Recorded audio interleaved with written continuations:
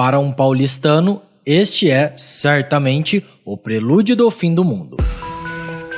Este é o Visão Libertária, sua fonte de informações descentralizadas e distribuídas.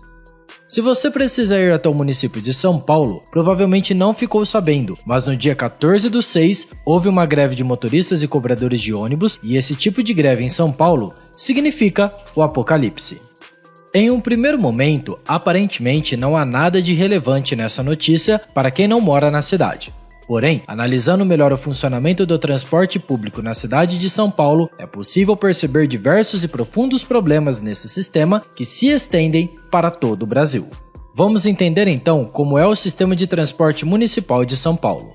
Minha cidade já foi conhecida como a terra das oportunidades no Brasil. Com isso, se tornou uma região que cresceu muito, pois muitas pessoas vieram para cá em busca de emprego e renda. Felizmente, tal alcunha de São Paulo em partes é verdadeira e muitas pessoas conseguiram ao menos um emprego e uma forma de sobreviver por aqui.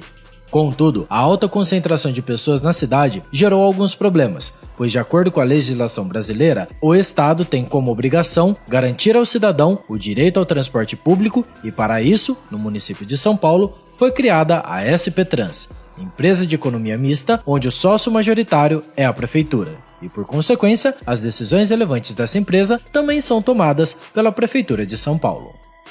A SP Trans, em teoria, tem o objetivo de organizar as atividades operacionais de transporte viário que foram transferidas à iniciativa privada.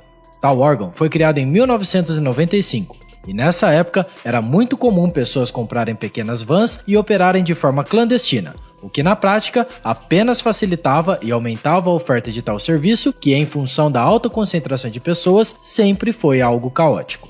Aqui já cabem algumas observações interessantes. Apesar de empresas privadas realizarem as atividades operacionais de transporte, há uma pesada regulação e apenas algumas empresas escolhidas podem realizar tal atividade. Ou seja, mesmo com a privatização do transporte, na prática, quem decide tudo é a prefeitura e por conta das pesadas regulamentações não há possibilidade de competição. Apenas os escolhidos pela prefeitura podem desempenhar a atividade. Sendo assim, não há qualquer resquício de livre mercado nessa história. Como consequência, a restrição à livre entrada de concorrentes reduz a oferta e aumenta o preço final do serviço ao consumidor.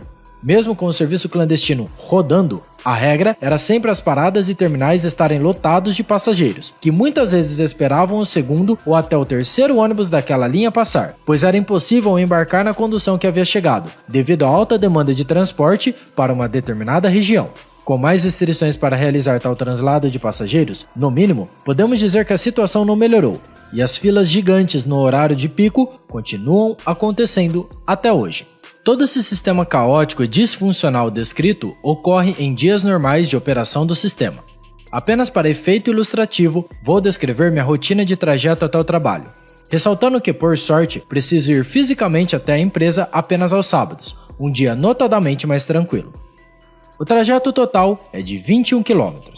Caso eu opte pelo transporte exclusivamente municipal, que no caso seria o ônibus, o tempo de viagem seria de aproximadamente 90 minutos. Excluindo aí a espera das conduções e, por experiência própria, facilmente passaria de 120 minutos totais de viagem, ou 2 horas. Se em dias normais e tranquilos já é complicado, imagine com greve. Nessas ocorrências, é muito comum as pessoas simplesmente cancelarem seus compromissos, pois qualquer outra forma de mobilidade também acaba sendo sobrecarregada. Táxi, Uber e outros aplicativos ficam simplesmente caros demais, e nos metrôs, facilmente você ficará mais de 60 minutos para conseguir entrar no vagão. Certamente, este não é um evento isolado em São Paulo. Imagino que qualquer centro urbano brasileiro sofra com esse tipo de problema mediante uma greve. Há também outro fator que contribui para todos esses problemas: o plano diretor. São tantas informações sobre esse carinha que daria outro vídeo só dedicado a ele. Então, para resumir ao que nos interessa para este vídeo, o plano diretor é a diretriz da cidade, onde são regulamentadas, dentre outras coisas, as formas como se pode construir no município. Tal planejamento na região é bastante retrógrado e não é revisado há décadas. Um dos maiores problemas é que ele não permite certas construções. Por exemplo, se um terreno pudesse ter 10 prédios de 20 andares, com 4 apartamentos por andar, gerando 800 moradias nesse local, seria maravilhoso, certo? Bom, se a área construída superar a do terreno, nada feito. Por quê? Algum político decidiu isso há décadas atrás. Pode ir morar lá na margem da cidade e pegar ônibus lotado para chegar no seu trabalho. O problema é seu. Tal fato quase nos faz esquecer da incompetência da SP Trans, mas voltemos a falar dela.